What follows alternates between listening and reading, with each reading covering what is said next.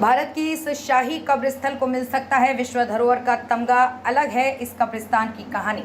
विश्व धरोहर समिति की 21 जुलाई से दिल्ली में होने जा रही बैठक में इस बार मैदाम या मोइदाम असम के शाही कब्रिस्थल को विश्व धरोहर का तमगा मिलने जा रहा है।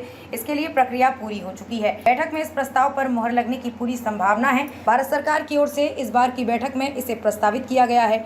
असम के चराइदेव जिले में ये शाही कब्र स्थल स्थित है। ये भारत के महत्वपूर्ण मध्यकालीन अहोम राजवंश के शाही परिजनों के लिए बना कब्रगाह टीला है। क्या है शाही मैदाम की कहानी?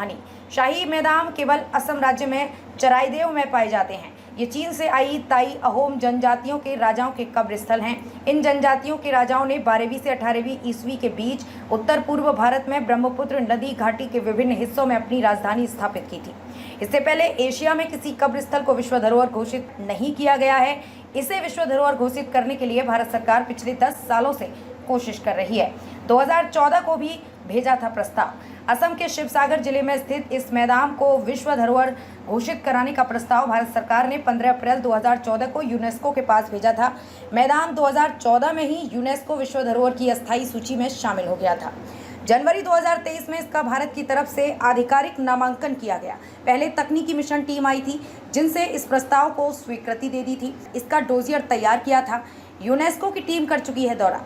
इसके बाद यूनेस्को के लिए काम कर रही टीम स्मारक का दौरा कर चुकी है।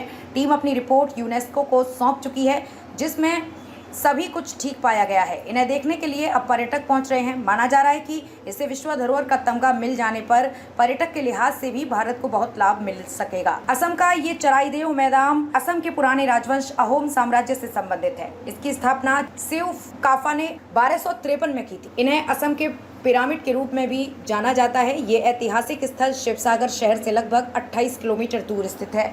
अहोम समुदाय के लिए पवित्र स्थान चराइदेव अहोम राजवंश की टीले वाली दफन प्रणाली के रूप में जाना जाता है। ये अहोम सम्राट की कब्रगाह थी और अहोम समुदाय के लिए एक पवित्र स्थान।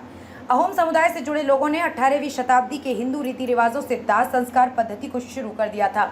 इन लोगों के लिए चराइदेव का मैदान पूजनीय है। शायद इसलिए ये लोग 18वीं शताब्दी में दाह संस्कार के बाद उसकी राख को चराइदेव के मैदान में ले जाकर दफनाते थे। इसलिए चराइदेव मैदान अहोम समुदाय के नजरिए से महत्व अधिक है। कैसी है कब्रगाह? मैदान मिट्टी के टीले के अंदर 2 मंजिला होता है जिसमें एक धनुषाकार मार्ग से प्रवेश किया जाता है। अर्धगोलाकार मिट्टी के टीले के ऊपर ईंटों और मिट्टी की परतें बिछाई गई हैं, जहां टीले का आधार एक भुज दीवार और पश्चिम में एक धनुषाकार प्रवेश द्वार द्वारा मजबूत किया जाता है।